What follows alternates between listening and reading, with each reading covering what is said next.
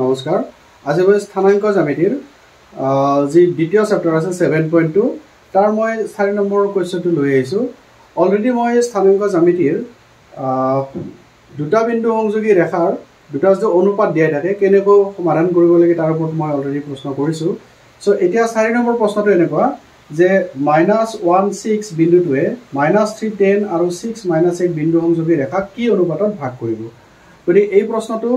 আমাৰ মোটামুটি আগৰ মই যিখিনি কথা মানে কৈছিলো আগৰ যি প্ৰশ্ন কৰিছো তাৰ লগত প্ৰায়কে খালি অকমান কথা আমি নতুনকৈ জানিব লাগিব যে ইয়াত আগতে আমাক বিন্দুৰ স্থানাংক উলিয়াব দিছিল এইবাৰ কিন্তু অনুপাত উলাব দিছে সো অনুপাত উলাব লাগিলে আমি কোনটো কথা লক্ষ্য কৰিব লাগিব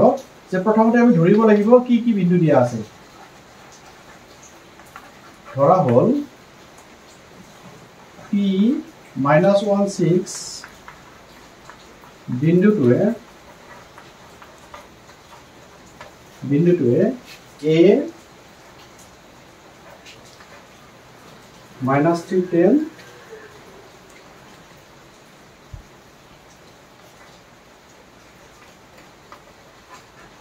আৰু b 6 -8 বিন্দু সংযোগী ৰেখা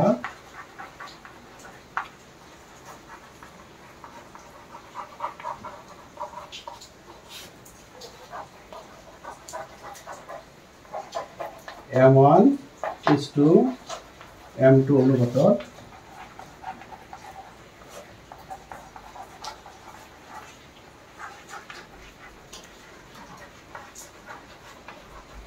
ভাগ কৰিছে এইখিনি কথা আমি লিখি উলিয়াব লাগিব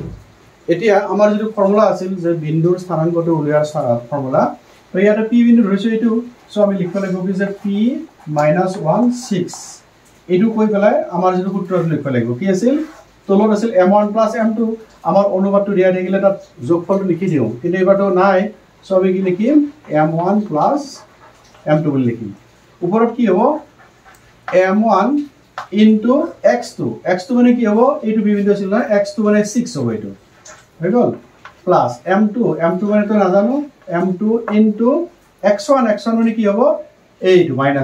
এই বিন্দু আছে নহয় সো -3 থাকিলে ব্ৰেকেট দিবা কমা ইফালে কি হ'ব m1 + m2 হ'ব আৰু ওপৰত কি হ'ব m1 into y2 মানে কি হ'ব এবাৰ এটো -8 হ'ব -8 plus m2 into y1 মানে কি হ'ব এইটো 10 এইটো লিখিব লাগিব কাৰণ আমাৰ a বিন্দু এইটো ধৰিছো তো গতে a x1 y1 x2 y2 এনেকৈ ধৰিব লাগিব সো m1 into 10 এতিয়া আমি এইখিনি যদি অলপমান সিম্পলিফাই কৰো কি হ'ব আমি তো m1 + m2 লিখিব লাগিব আৰু ওপৰত কি হ'ব 6m1 ± -3m2 m1 + m2 আৰু -8m1 ইফালে প্লাস 10m2 এইটো এতিয়া ইয়াত জানিব লগা কথাটো কি চোৱা এইখিনিলৈকে তোমালোকে নিশ্চয় জানা যে এটা বিন্দুৰ স্থানাংক যদি মাজত থাকে উলিয়াব লগাৰ যেটো সিস্টেম আমাৰ এইটো অলৰেডি মই কৰি দিছো তোমালোকে জানা এইটো ইয়াত ওলাব দিছে m1 is to m2 মানে অনুপাতটো ওলাব লাগে অনুপাতটো যদি ওলাব লাগে তেতিয়া আমি কি কৰিব লাগিব এইটোটো জানো আমি x পাৰ্ট এইটো y পাৰ্ট মানে এইটো হল x অংশ এইটো y অংশ ইয়াতো এইখিনি হৈছে x ৰ অংশ এইখিনি হৈছে x ৰ অংশ মনত ৰাখিবা এনেকুৱা ক্ষেত্ৰত p বিন্দুৰ যেটো x ৰ স্থানাংক আছিল এইখিনিৰো x ৰ স্থানাংকটো একে হৈ যাব ইয়াত যিখিনি y স্থানাংক আছিল ইয়াৰো এইখিনি y স্থানাংক একে হৈ যাব এইখিনি কথা তোমালোকে মনত ৰাখিব লাগিব গতিকে আমি এতিয়া যেহেতু m1 is to m2 ওলাব দিছে আমি ইয়াতে কি কৰিম এই -1 আৰু এইখিনি বস্তুক আমি একে বুলি কম সো সেইখিনি বস্তু লিখি চাব লগতে কি এটা কথা এই 6 টো কিন্তু ইয়াৰ লগত সমান হ'ব দুইটাই একেখিনিয়ে কথা যেহেতু আমি যিকোনো এটা ললে হৈ যাব মই উলাই দিছো চাবা এইটো ইয়াত কি লিখিম আমাৰ এইখিনি অংক লিখা যে এটাকে শৰ্ট মতে কি আছিল এইটো 6m1 - 3m2 by m1 plus m2 is equal to -1. হৈছেনে -1 বা তুমি যে এইখিনি লিখি এনে লিখো যে ইমান ইজ ইকুৱেল টু 6 সেইটো ক'লেও কিন্তু একে ৰিজাল্ট দিব পাবা ন সো আমি এতিয়া এইখিনি কৰো কি হয় চাও implies এটা বজ্ৰকৰণ কৰিব লাগিব ন কলে কি হ'ব 6m1 - 3m2 is equal to এটো হ'ব -m1 - m2 মাইনাস হলে পূরণ করলে এই সব মাইনাসই হবে না সো এটা কি করা m1 বিলাক এফালে আনা m2 বিলাক এফালে নিয়া 6m1 এফালে আইলে প্লাস m1